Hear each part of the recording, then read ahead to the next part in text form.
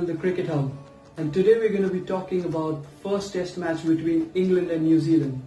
New Zealand's tour of England it is, and the first test match is going to be played at the Lords Cricket Ground, the iconic Lords. Let's have a look at the squads of the two teams then.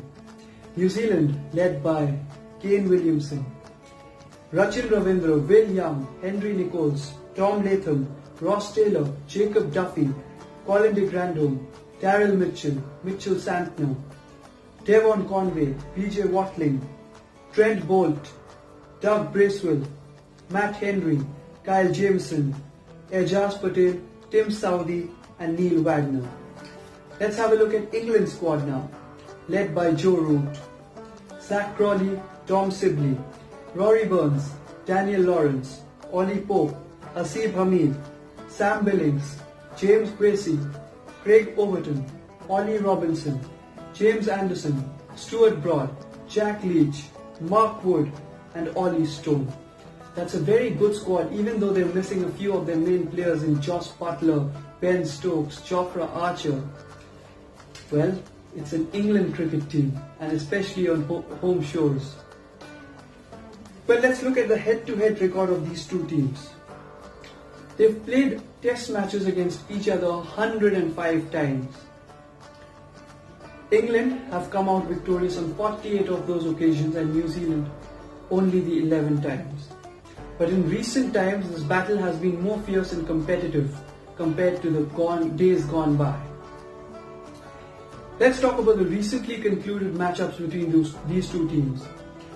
2015 New Zealand's tour of England, 1-1.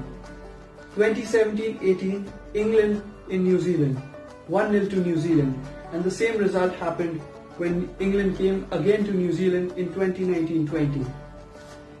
So what could be the probable 11 for these two teams heading into the first test at Lords?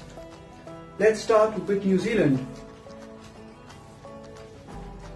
I think they'll start with Tom Latham and Tom Blundell at the top. Tom Latham, well, you can't remove him under any circumstances.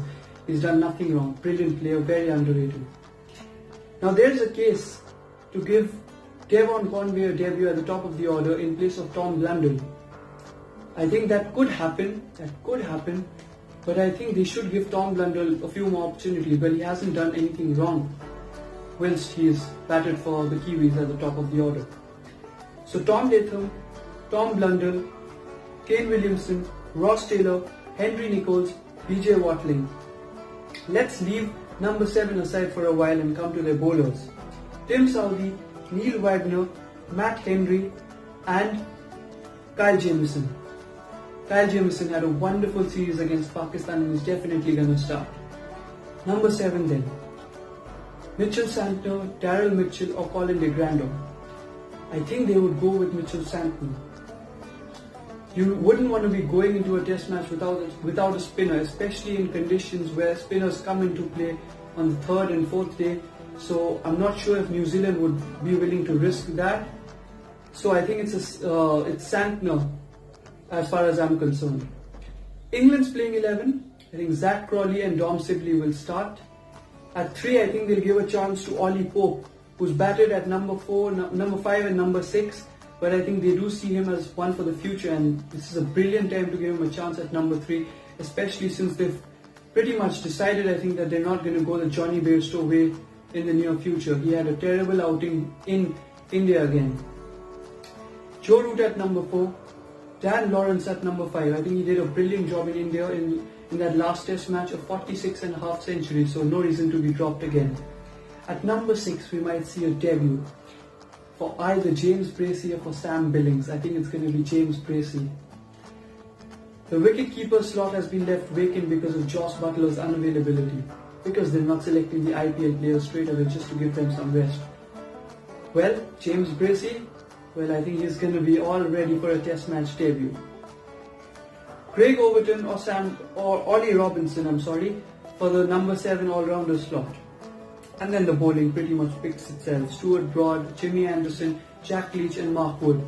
To compensate, well, you can't really compensate for the pace of Jofra Archer, but just to provide some variety to the attack. Well, players to watch out for and records. Tom Latham, he averages 38 against England and he's number 12 on the ICC rankings. Kane Williamson, always one to watch out for, averages 43 against the Englishman. Ross Taylor has an average of 40 against England. BJ Watling averages 55 against New Zealand and he recently scored a double hundred against them.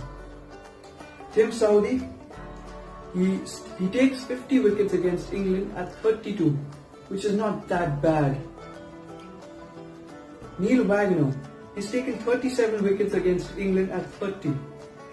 Trent Boult, well, he's not playing the series and well, England, they would be very, very happy because New Zealand, well, they do very, very well whenever Trent Boult's around, especially against England. He averages 24 against England, which is a wonderful record. Joe Root, he averages 44 against the Kiwis. Stuart Broad and Jimmy Anderson have wonderful records, averaging 27 and 24 against New Zealand respectively, and always in English conditions they're a force to reckon with. I think you'll have to watch out for players like Henry Nicholls, who's at number 7 in the ICC rankings. A player like Dan Lawrence, I think he had a good last test match in India. Players like Dom Sibley and Zach Crawley, who are under scrutiny to prove themselves now. You also have to look at players like Colin de Grandhomme. If Colin de Grandhomme gets a chance, I think it's a wonderful opportunity to prove his mettle there, because his bowling can be quite a force in those conditions. You remember the World Cup final at Lord's? Well, if the conditions favour him, he's a wonderful bowler, as we all know. Well, my favourites for this series, New Zealand. I think England are a force to reckon with despite the absence of Stokes, Butler and Archer, but I think the inexperience in the batting with James Bracey, Dan Lawrence, Tom Sibley, Zach Crawley, Ollie Pope, I think it's going to be a little hard for England against an experienced lineup. Matt Henry, Tim Southee, Kyle Jamieson has been amongst the thick of things recently, and well, Mitchell Santner, he's a wonderful bowler too. So I think going into this series, I think New Zealand start favourites.